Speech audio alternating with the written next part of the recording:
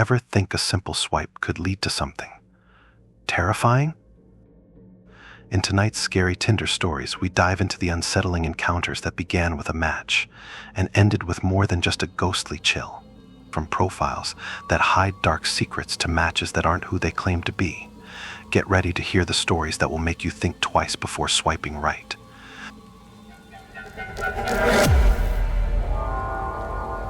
Mystery Find.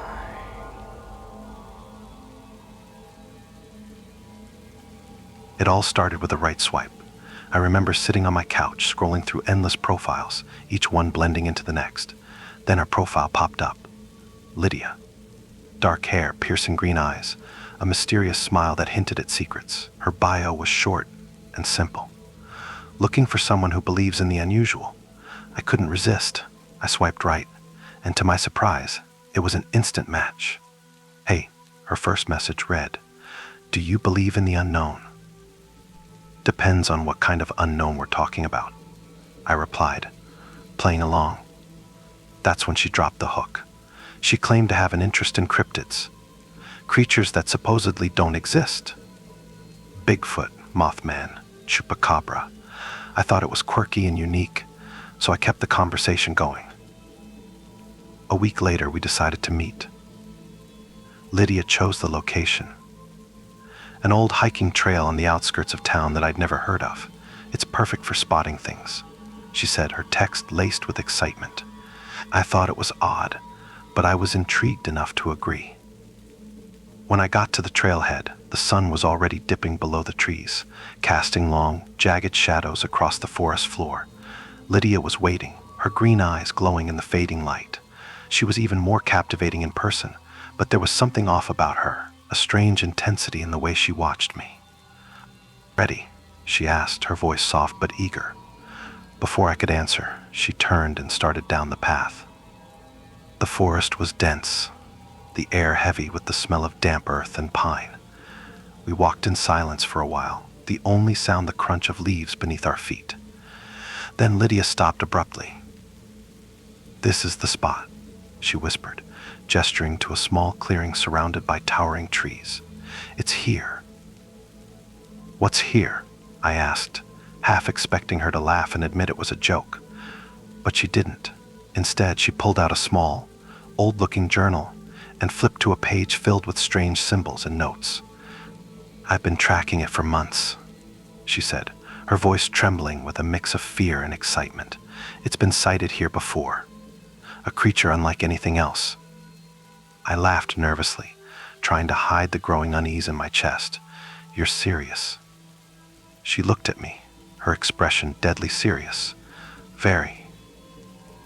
That's when the sound came.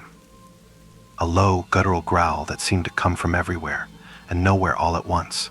My heart slammed against my ribs as I spun around, searching the shadows for the source. "What was that?" I whispered. Lydia didn't answer. She was staring into the darkness, her face pale. "It's here," she said, her voice barely audible. Before I could react, something crashed through the underbrush. It was fast, too fast to see clearly, but I caught a glimpse, a flash of matted fur and glowing eyes. Lydia grabbed my arm, her nails digging into my skin. "Don't run," she hissed. "It'll chase us."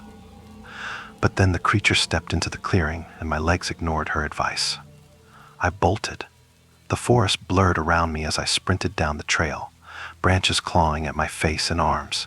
I could hear Lydia behind me, screaming my name, and behind her, the heavy thud of footsteps that didn't sound human.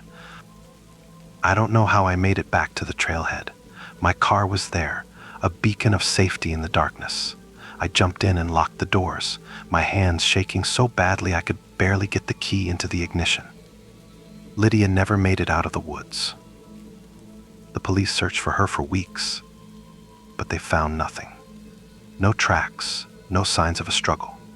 Just the old journal she'd been carrying, lying in the clearing where we'd stood. I read through it once before handing it over, pages filled with descriptions of a creature that shouldn't exist. Now, every time I hear a rustle in the trees or see shadows flicker in the corner of my eye, I think about Lydia and the thing that took her. And sometimes, late at night, I get messages on Tinder from profiles with no pictures and cryptic bios. I never respond. But sometimes, I'll get a single message. Do you believe in the unknown? It began innocently enough. I was scrolling through Tinder late one night, half distracted by a show playing in the background. Swipe left, swipe left, swipe right. And then her profile appeared. Her name was Mia. The photos were simple but striking. A close-up of her smiling softly, another of her standing in a misty forest, and one that seemed out of place. An old, grainy image of an empty wooden swing swaying in the dark. Her bio read, "I'm looking for someone brave enough to explore the unknown with me." I hesitated, a small shiver running through me, but curiosity got the better of me. I swiped right. The match was instant, and within seconds she messaged me, "I'm glad you swiped." There was something strange about her words, something almost too personal for a first message, but I brushed it off and replied, "Same here. What's up?" Her responses were quick, almost too quick, like she had been waiting. We chatted for a while, and her tone was peculiar.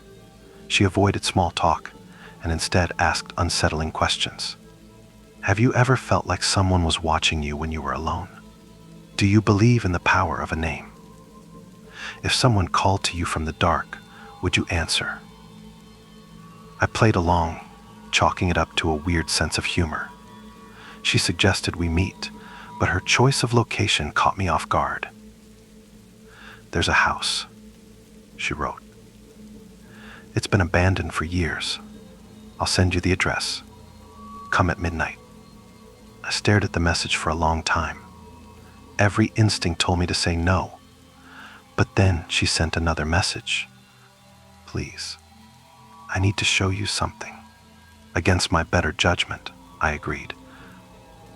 The house was exactly what I expected. An ancient, crumbling structure on the outskirts of town. The windows were broken, and the front door hung crookedly on its hinges. The night was eerily silent, the kind of silence that pressed against your ears and made your heart pound. I parked a few feet away and stepped out, clutching my phone like a lifeline. A dim light flickered in one of the upstairs windows. My stomach churned, but I forced myself forward. When I stepped inside, the air was cold and stale, filled with the scent of rotting wood. "Mia," I called, my voice echoing unnaturally. There was no answer, only the creak of the floorboards under my feet. I pulled out my phone and checked our messages, looking for some kind of reassurance. That's when I noticed something that made my blood run cold. The chat history was gone. Every message we'd exchanged had vanished, as if she'd never existed. "Hello," I called again, my voice trembling. Then I heard it, a whisper, faint, almost imperceptible, coming from upstairs. It wasn't a word, just a soft, drawn-out sound, like someone exhaling close to my ear. I climbed the stairs slowly, each step creaking beneath my weight. The whisper grew louder, more insistent, drawing me toward the room with the flickering light. The door was ajar, and I hesitated, my hand hovering just inches from the handle. I pushed it open. The room was empty, except for a single object in the center, an old wooden swing, identical to the one from Mia's photo. It swayed gently, though there was no breeze.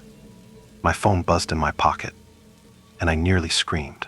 I pulled it out and saw a new message. From Mia, "You shouldn't have come." The door slammed shut behind me, and the light went out. My heart raced as I spun around, clawing at the handle, but it wouldn't budge. That's when I felt it. Cold fingers brushing the back of my neck. I bolted down the stairs, tripping and falling hard, but I didn't stop. I ran to my car, started it, and didn't look back. When I checked Tinder the next morning, Mia's profile was gone. No pictures, no bio, nothing. But the swing. I've seen it since. In my dreams in the park near my house, even in the reflection of my window late at night. And always it sways, as if someone unseen is waiting for me to return. I wasn't even supposed to be on Tinder that night. My friends had convinced me to re-download it after my last breakup, saying it would be fun. Fun wasn't the word I'd use, but boredom won, and there I was, swiping aimlessly through faces. Then I saw him. His name was Marcus, and his profile was strange from the start. There was only one picture, a blurry silhouette of a man in a wide-brimmed black hat standing in a foggy field. His bio read, "I'll show you things you've never seen." I swiped right, half as a joke, and almost immediately, we matched. His first message came through instantly. "Do you want to see something you'll never forget?" I laughed nervously and replied, "Sure, why not? Meet me at the old chapel on Willow Road. Midnight." I hesitated. The old chapel was infamous in my town, a crumbling ruin that locals whispered about but never visited. The stories ranged from cult activity to disappearances, and no one went there after dark. But Marcus's boldness intrigued me.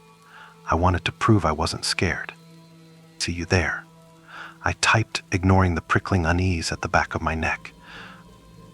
Midnight came too quickly. The road to the chapel was long and winding, surrounded by dense trees that seemed to swallow the moonlight. When I arrived, my car's headlights illuminated the crumbling structure. It looked like something out of a nightmare. Towering and skeletal, its stained glass windows shattered long ago. Marcus wasn't there. At least I didn't see him. I stepped out of the car, clutching my phone, and called out hello.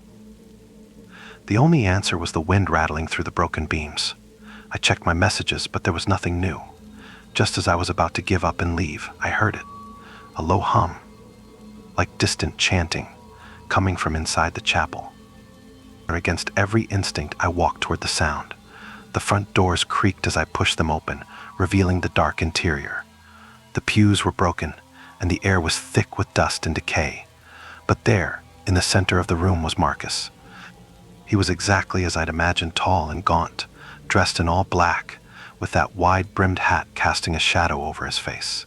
He didn't move as I approached, just stood there, staring at something on the floor. "Marcus," I called, my voice echoing in the cavernous space. He slowly turned to face me, and I froze. His eyes, they weren't human. They were too large, too black, and they shimmered like oil. His lips parted into a grin that was far too wide, revealing sharp, needle-like teeth. "You came," he said, his voice a guttural rasp. I stumbled back, but the door slammed shut behind me with a deafening bang. The chanting grew louder, and I realized it wasn't coming from Marcus. It was coming from the walls, the floor, the air itself. Shadows began to twist and writhe around him, taking on monstrous shapes that defied logic. "You said you wanted to see," Marcus said, his grin widening, "so I'll show you." The shadows surged toward me, and I screamed. They enveloped me, cold and suffocating, dragging me into darkness. I felt myself falling, endlessly, as whispers filled my ears. Unintelligible, maddening, but somehow familiar. When I woke up, I was in my car, parked outside the chapel. The sun was rising, and everything seemed normal. But Marcus's profile was gone, as if he'd never existed. I tried to convince myself it was a bad dream, a trick of my imagination. But now, every time I'm alone, I feel it. A presence just out of sight, watching. And at night, in the corners of my room, I see shadows that move when they shouldn't. Sometimes when I close my eyes, I hear a voice. "I'll show you more." It was a slow Tuesday night, and I was on Tinder more out of boredom than anything else. Swiping left, swiping right. I wasn't expecting much. Then came her profile. Emily. Her photos were beautiful but understated. Soft lighting, her sitting by a window with sunlight catching her hair. But what stood out was her bio. "Let's meet somewhere where the world feels thin." I swiped right. It was an instant match. Her first message came within seconds. "Do you believe in the spaces between?" I stared at the screen, unsure how to reply. "Like, what do you mean?" I finally typed. Her response was cryptic. Some places are thinner than others. You'll see. She sent me an address and ad at midnight. The address was for a cafe that had been closed for years. I'd passed it dozens of times. Its windows boarded up, its sign faded and illegible. My gut told me to decline, to unmatch her and forget the whole thing. But there was something about Emily's profile that lingered in my mind, like a song you can't stop humming. Against my better judgment, I agreed. When I arrived, the streets were eerily quiet. The cafe loomed in the darkness, its boarded windows casting jagged shadows across the cracked pavement. I parked nearby and stepped out, the cool night air biting at my skin. "Emily," I called out, feeling foolish. "In here," a soft voice replied. The door to the cafe was slightly ajar. I pushed it open and stepped inside. The air was damp and cold, carrying the faint scent of mildew. The room was empty, except for a single table in the center with a flickering candle. Emily sat there, her face illuminated by the unsteady flame. "You came," she said, her smile warm but distant. "Yeah, though I wasn't sure this place was even safe to enter," I said, trying to mask my unease. "It's safe," she replied, "for now." We talked for a while. Her voice was soothing, her words measured. She asked me strange questions, like if I'd ever felt like my reflection didn't quite match me, or if I'd ever seen something in a mirror that wasn't supposed to be there. I laughed nervously, brushing it off as an eccentric sense of humor. Then she said, "I have something to show you." Before I could respond, she stood and walked to a door at the back of the cafe. It was covered in layers of peeling paint, and something about it made my stomach churn. She pushed it open, revealing a dark hallway. "Come with me." Every instinct screamed at me to leave, but my feet betrayed me. I followed her into the hallway, which seemed impossibly long, the walls narrowing as we went. At the end was a full-length mirror, old and tarnished, its surface rippling like water. Emily stood before it and turned to face me. "Do you know what's on the other side?" she asked, her voice barely above a whisper. "What do you mean?" I asked, my throat dry. She reached out and touched the mirror. Her hand didn't stop. It sank into the surface as though it were liquid. My heart raced as she turned back to me, her eyes darker than before. "Some places are thinner than others," she repeated, "and some reflections aren't reflections at all." Before I could react, she stepped through the mirror and disappeared. The air grew colder, and the faint sound of her laughter echoed around me. I stumbled back, my mind racing. Then I saw it. My reflection didn't move. It stood there, staring at me, a twisted grin spreading across its face. I turned and ran, not daring to look back. When I got home, I locked every door and covered every mirror. But no matter where I go, I feel it watching me. Sometimes, in the corner of my eye, I see it. My reflection, moving when I'm still, waiting for its chance to cross over. It started with a match that seemed too good to be true. Her name was Lily. Her pictures were serene, almost ethereal.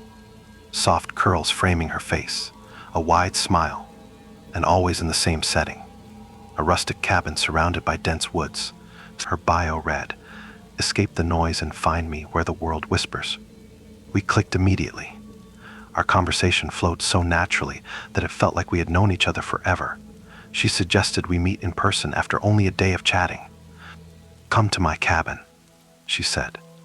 "It's secluded but worth the drive." She sent me a location deep in the woods near Hollow Creek, a place I'd only heard about in passing. The area had a reputation. People spoke of strange sightings, eerie noises, and stories of hikers who'd gone missing. But Lily's charm made it impossible to say no. "Bring an open mind," she said in her last message before I left. The drive was longer than I expected. As I left the main road and ventured into the woods, the signal on my phone faded until it disappeared entirely. The dirt path wound deeper into the trees, the canopy overhead blotting out the moonlight. Finally, I saw it, a small, weathered cabin with a faint glow emanating from the windows. I parked and stepped out, the silence pressing against my ears. Lily. I called out, my voice swallowed by the stillness. The door creaked open on its own, revealing a cozy interior lit by a crackling fire. The scent of pine and something faintly sweet filled the air.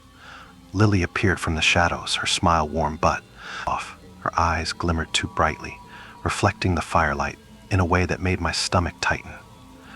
"You made it," she said, her voice soft and melodic. "Yeah, it's even more remote than I expected," I replied, trying to mask my unease. She laughed lightly and gestured for me to sit. "That's the point. No distractions. Just us in the woods." We talked for a while, though something about her seemed different. Her laughter was a touch too hollow, her gaze lingering too long. Then she leaned forward and said, "Do you want to see something special?" Before I could answer, she stood and grabbed a lantern. "Follow me." She led me outside, down a narrow trail that twisted deeper into the forest. The air grew colder with each step, and the trees seemed to close in around us. Finally, we reached a clearing where an old well stood, its stones crumbling with age.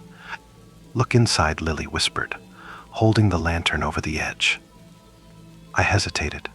The well exuded a cold, unnatural energy that made the hairs on my neck stand on end, but her eyes urged me on. I peered over the edge, the faint light barely illuminating the darkness below. At first I saw nothing. Then a ripple disturbed the black surface, as if something was moving far beneath. My breath caught as an image began to form. My own face, staring back at me, but twisted in a grotesque grin. My reflection's eyes glowed faintly, and its lips moved silently, mouthing words I couldn't hear. I stumbled back, my heart racing. What? What is that?" Lily's smile widened unnaturally. "The well shows truth, and sometimes truth isn't what we want it to be." Suddenly, the ground beneath me trembled, and whispers filled the air. Shadows slithered out from the well, coiling toward me like living smoke. I turned to run, but Lily's hand shot out, her grip impossibly strong. "You can't leave now," she said, her voice distorted, echoing with something inhuman. "The woods have chosen you." I broke free and sprinted back toward the cabin, my lungs burning. The whispers grew louder, transforming into guttural growls. I burst through the cabin door and slammed it shut, but the moment I turned around, I froze. The fire was gone. The furniture was covered in dust and cobwebs, as if the place had been abandoned for years. A single photograph sat on the mantel, its edges charred. It was of Lily, standing beside the well, her eyes glowing faintly. Behind her, a figure loomed, its face twisted into the same grotesque grin I'd seen in the water. I didn't wait to see more. I ran to my car and sped away, the woods seeming to close in behind me. When I finally reached the main road, my phone buzzed with a notification. A new Tinder match. It was Lily. The message read, "You can't escape. The woods remember." It started with a profile that seemed out of place. Her name was Celeste, and her photos showed sprawling starfields and silhouettes against the night sky. Her bio read, "Some connections are cosmic. Let's meet where the earth ends and the stars begin." I swiped right, curious more than anything, and we matched almost instantly. Her first message came through as if she had been waiting. "Do you want to see what's beyond?" I stared at the words for a long moment before replying. "Beyond what?" "Everything," she wrote back. Then she sent me coordinates. They pointed to a place miles outside of town, past the farmland and into the barren hills. I hesitated, my fingers hovering over the keyboard. But there was something hypnotic about her. Against my better judgment, I agreed. "Come at midnight," she said. "The sky is clearest then." The drive out was unnervingly quiet. The moon was a thin sliver, offering little light as I navigated the empty roads. The hills rose like dark waves on either side, and soon I reached the location. It was a wide, flat clearing devoid of trees or buildings. The air felt colder than it should have, and the stillness was suffocating. Celeste was already there, standing in the middle of the clearing. She wore a flowing dress that shimmered faintly, like it was made of starlight.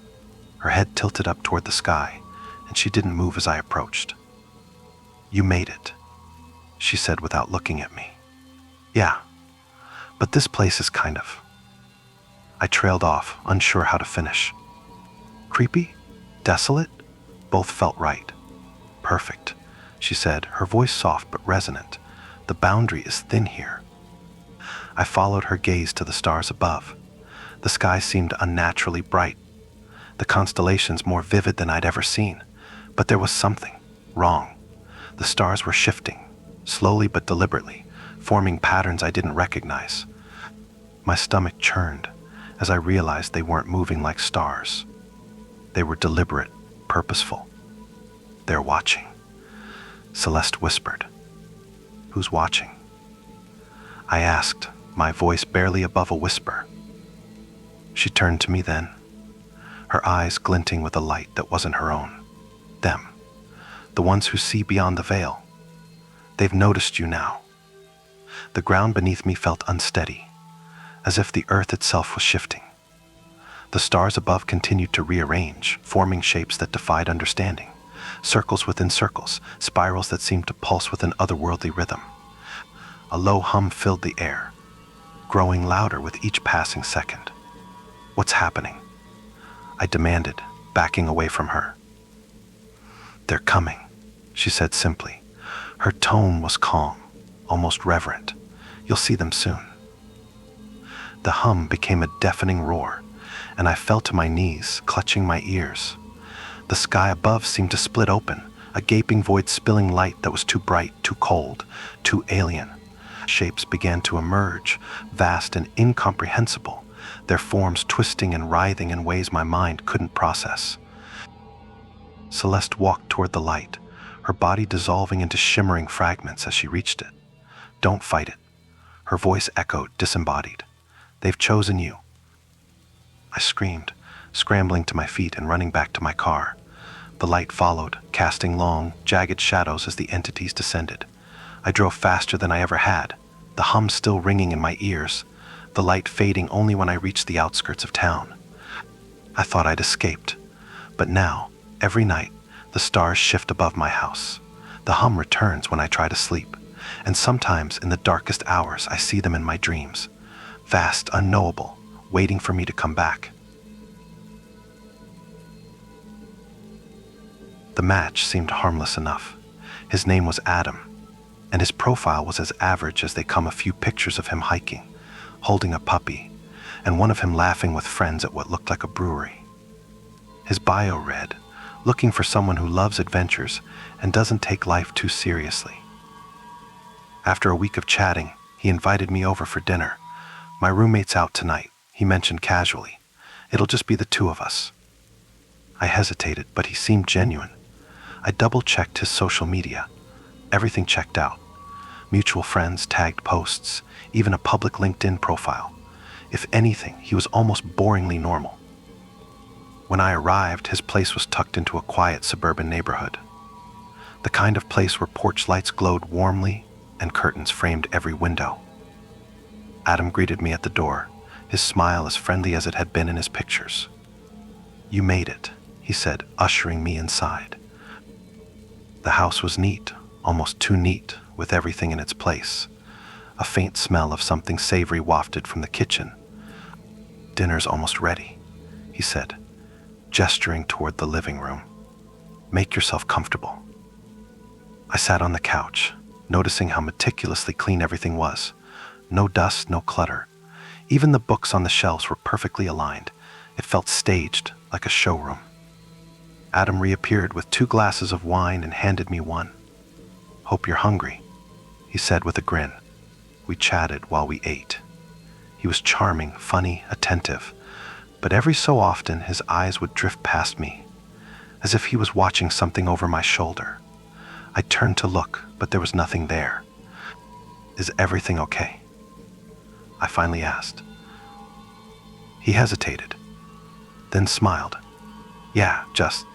Thought I heard something. Probably just the house settling. After dinner, he offered to show me around. The house was spotless, each room looking like it belonged in a catalog. But when we reached the basement door, he paused. "That's just storage," he said quickly, moving on. I didn't press him, but something about his sudden shift in tone set me on edge. Later, as we sat on the couch, he leaned closer. "You're really easy to talk to," he said, his voice low. "I'm glad you came." I smiled. But before I could respond, there was a faint thump from upstairs. "Your roommate's back?" I asked, glancing toward the ceiling. His expression darkened. "No, he's not." Another thump, louder this time. I set my wine glass down, suddenly uneasy. Maybe it's an animal. Adam stood abruptly. "Wait here," he said, his voice tight. He disappeared up the stairs, leaving me alone. The house felt colder, the silence pressing in on me.